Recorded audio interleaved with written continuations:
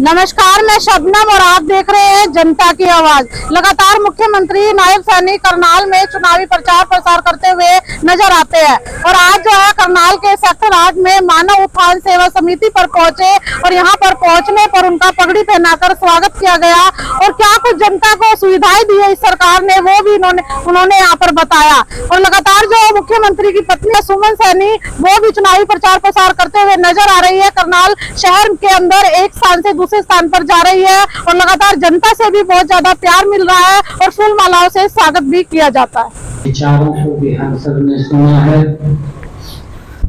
और मुझे कई वर्ष पहले लगातार महाराज जी का आशीर्वाद भी हमें मिलता था।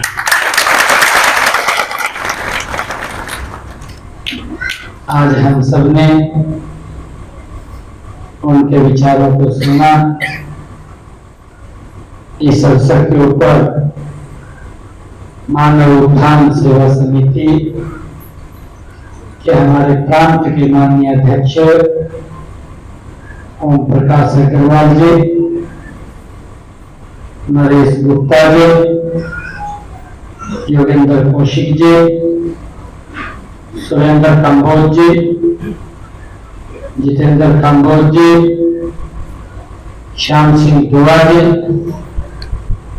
राम सिंह दुआ जी, सुभाष बत्रा जी, सुरेंद्र चौहान जी, डॉक्टर रामलाल जी, प्रदीप गुप्ता जी, सचिन गुप्ता जी, प्रीतम जी, प्रेम सिंह जी, बलबीर जी, राजवीर जी पूर्व सरपंच, सुशील गुप्ता जी, हमारे भारतीय जनता पार्टी के वरिष्ठ नेता जो मेरे साथ इस चुनावी कार्यक्रम को लगातार आगे बढ़ा रहे हैं। ऐसे यहाँ से मेल भी रही है आदरणीय रेणुवाला गुप्ता जी और आदरणीय जगमोहन आनंद जी, दोनों के दो बड़ी मजबूती से इस चुनाव प्रचार को आगे बढ़ाने का काम कर रहे हैं और हमारे पार्टी के सभी पदाधिकारी और आज मानव उत्थान सेवा समिति के इस सभागार में उपस्थित सभी महानुभाव मातृशक्ति, आप सबको दोनों हाथ जोड़ करके मैं राम राम करता हूँ, प्रणाम करता हूँ, धन्यवाद करता हूँ। आज ये सम्मान की जो पगड़ी मानव उत्थान सेवा समिति के सभी पदाधिकारियों ये सर के ऊपर रखी है और सतपाल जी महाराज के प्रवचन हमने सुने हैं। मैं आप लोगों को विश्वास दिलाता हूं इस पगड़ी के सम्मान को बढ़ाने के लिए हम काम करेंगे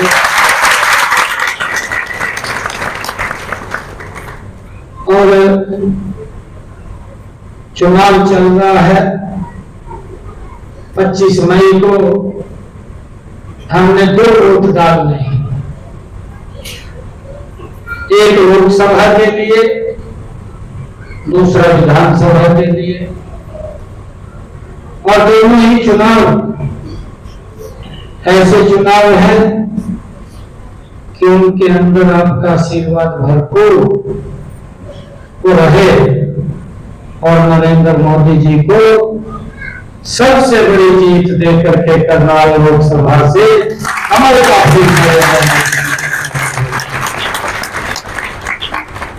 हम देख भी रहे हैं 2014 का करना, 2024 का करना। ये सरकार की नीति, उसका विजन, उसकी नीयत, उसके ऊपर करनाल दिखाई दे रहा है। पुराने भी सरकारें रही, लंबे समय तक रही है, कोई छोटा शासन नहीं किया। 55 साल 60 साल एक तरफा शासन रहा है, परंतु न नियत थी ना नीति थी, और उस कारण से ये करनाल के विकास के अंदर उस गति से नहीं हो पाया जिस गति से इन 10 वर्षों के अंदर हुआ है। आदरणीय प्रधानमंत्री जी ने जिसकी चर्चा आदरणीय सतपाल जी महाराज ने की है कि संकल्प लिया है, संकल्प पत्र में गारंटी है, और वो गारंटी नरेंद्र मोदी की है। नहीं तो लंबे समय तक घोषणाएं होती रही, घोषणाएं बन करके रह जाता था। अरे इतने लंबे समय तक 55 साल की मैंने चर्चा की है, 60 साल शासन किया है।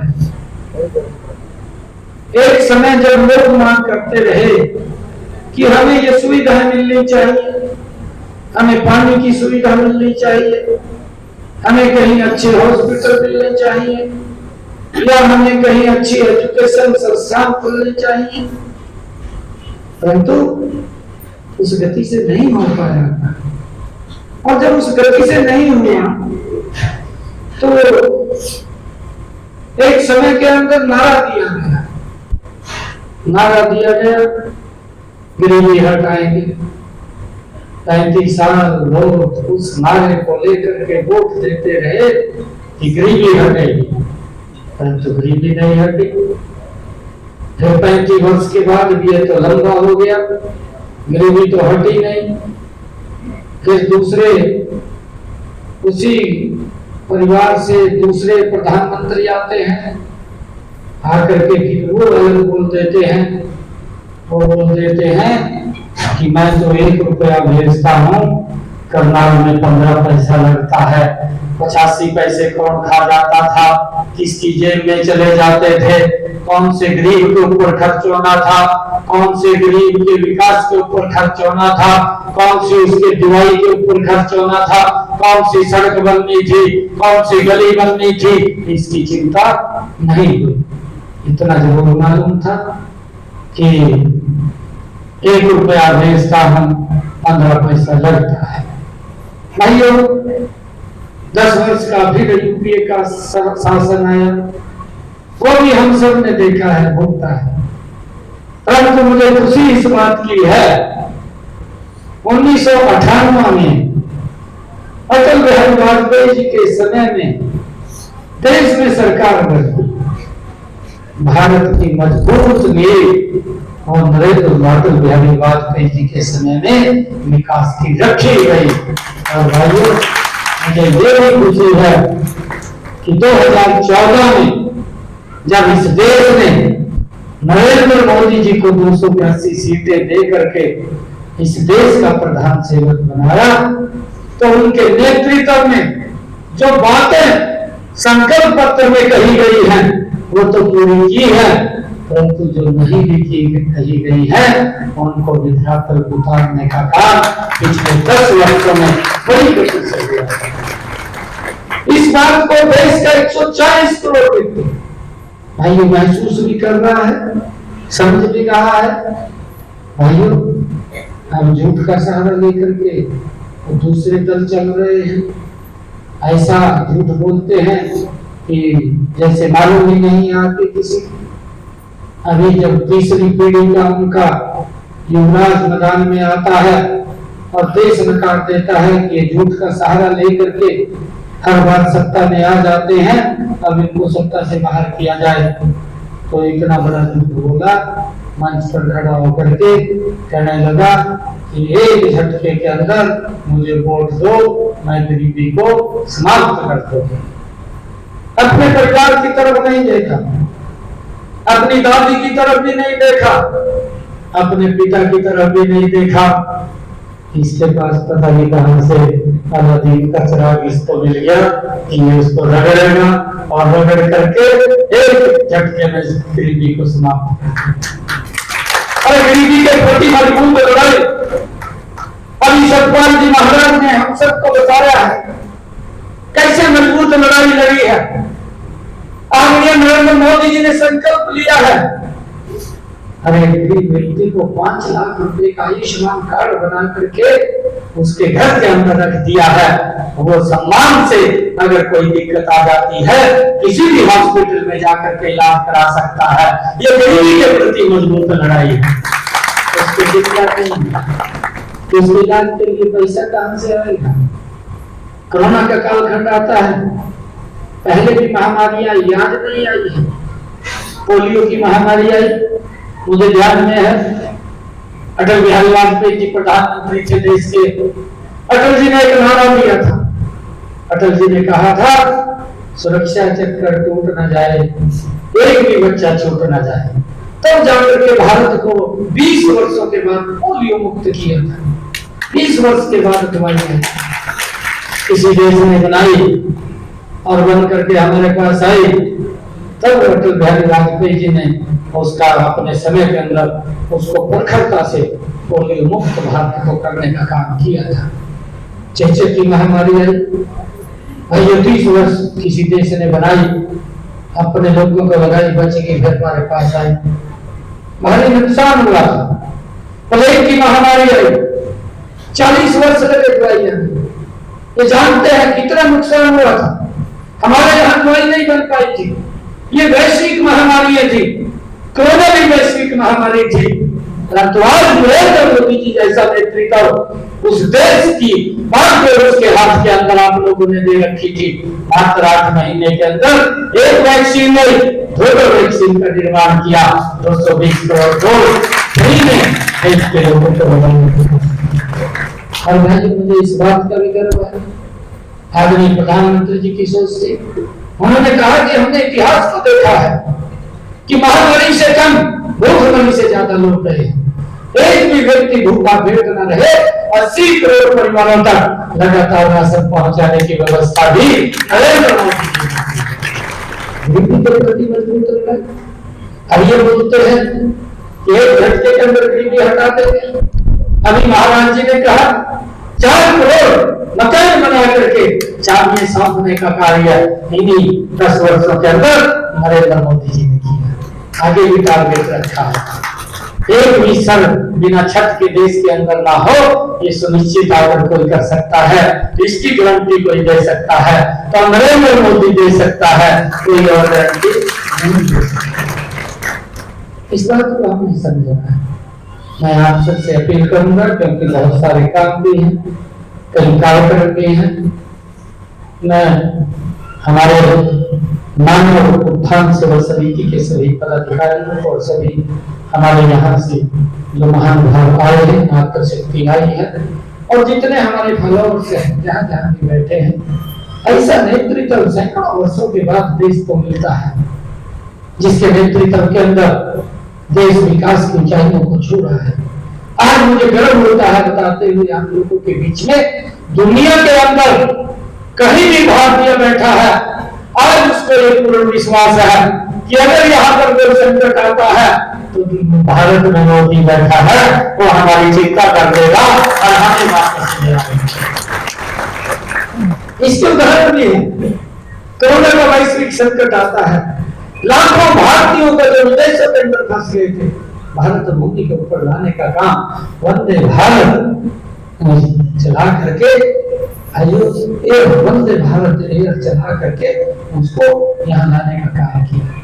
अफगानिस्तान के अंदर अगर वैश्विक संकट आता है, पवित्र गुरु ग्रंथ को विशेष सम्मान और भारतीयों को भी निकालने का काम दुर्गा शक्ति भाई बना करके वहां से उनको सुरक्षित भारत लाने का काम अगर कोई कर सकता है, एक युद्ध के मैदान के अंदर से सुरक्षित भारतीयों को निकाल सकता है तो नरेंद्र मोदी है। हमारे 23,000 बच्चे युद्ध के अंदर यूक्रेन के अंदर फंस गए, ये नरेंद्र मोदी है कि अगर रूस के राष्ट्रपति को, प्रधानमंत्री को और यूक्रेन के प्रधानमंत्री को फोन करता है कि जब तक हमारे बच्चे सुरक्षित वापस से नहीं भारत भूमि के ऊपर आ जाते तब तक आप शीतलहर रखेंगे, कोई भी मिसाइल नहीं चलाएंगे। और उसकी ताकत आप लोग हैं। आप लोगों ने कमल का बटन दबाया तभी जाकर के अंतरराष्ट्रीय स्तर के ऊपर अगर मेरा प्रधानमंत्री एक वोट भी करता है तो युद्ध विराम हो जाता है और बच्चे सुरक्षित भारत आ जाते हैं। और यहाँ तक नहीं, वहां के रूस के राष्ट्रपति यूक्रेन के प्रधानमंत्री नरेंद्र मोदी जी को बोलते हैं कि अगर आपका बच्चा कहीं फंस जाए तो तिरंगा लेकर के बाहर आ जाए, हमारी आर्मी उसको सुरक्षित स्थान के ऊपर पहुंचाने का काम करेगी। और वही इसकी एवज में जिस व्यक्ति ने लगातार भारत को आतंकवाद की आग में झोंक करके रखा है, भाइयों वहां के बच्चे भी तिरंगा लेकर के सुरक्षित वहां से निकलने का काम किया। ये ताकत आपके प्रधानमंत्री की है। मैं आप लोगों से आग्रह करूंगा, समय का अभाव है कि आप जो महाराज जी के प्रवचन आपने सुने हैं तो उठ यहाँ से चलेंगे कि ऐसे नेतृत्व के अंदर ये देश विकास की ऊंचाइयों को छूटा है। ये करनाल का कमल का फूल हमने देश में नंबर 1 के ऊपर खिला करके नरेंद्र मोदी जी के पास भेजना है। और दूसरा कमल का फूल आप लोग खिला करके उसको चंडीगढ़ लेकर के जाएंगे। ऐसा मेरा आप लोगों से आग्रह है। आप सबको मैं प्रणाम करता हूँ, मातृशक्ति को प्रणाम करता हूँ। और मैं आप लोगों से एक और ये बात कह करके अपनी वाणी को विराम दूंगा कि जो ज्ञान मुझे दिया है, क्योंकि आदरणीय नरेंद्र मोदी जी ने, आदरणीय जगत प्रकाश नड्डा जी ने और आदरणीय अमित शाह जी ने, आदरणीय ठाकुर राजनाथ जी ने, आदरणीय मनोहर लाल जी ने अब ये जिम्मेदारी ये आपके बच्चे के ऊपर, बेटे के ऊपर, भाई के ऊपर ये सौंपी है। मैं आप लोगों का आशीर्वाद लेने के लिए आया हूँ कि हरियाणा का जिस गति से विकास हो रहा है उसी गति से हम इसको आगे बढ़ाने का काम करेंगे। ऐसी आपसे मैं अपेक्षा करता हूँ। एक कमल का बटन दबा करके यहाँ से लोकसभा और विधानसभा के लिए बड़े मार्जिन के साथ जतवा करके आप लोग भेजिए। आप सबका, आप लोगों ने मुझे यहाँ बुलाया है। और आपने देखा चुनावी प्रचार प्रसार के चलते आज मुख्यमंत्री नायब सैनी मानव उत्थान सेना समिति पर पहुंचे और यहाँ पर पहुंचने पर जो है उनका स्वागत किया गया, पगड़ी पहना। और आपको बता दें साथ में ही विशेष सम्मान देकर सम्मानित भी किया गया। और किस तरह से जो है लगातार मुख्यमंत्री नायब सैनी चुनावी प्रचार प्रसार में लगे हुए हैं। करनाल शहर की बात करें तो एक स्थान से दूसरे स्थान पर वो जा रहे हैं और लगातार जो उनकी पत्नी है सुमन सैनी वो भी लगातार चुनावी प्रचार प्रसार करती हुई नजर आ रही है और वोट की अपील यहाँ पर उन्होंने की। और साथ में जो है जो सरकार ने योजनाएं चलाई थी और जो योजनाएं चलाई थी उन योजनाओं का जनता को कितना लाभ मिला है वो सारी जानकारी यहाँ पर दी। इसी के साथ वीडियो को शेयर जरूर करते रहिए। जय हिंद, जय भारत।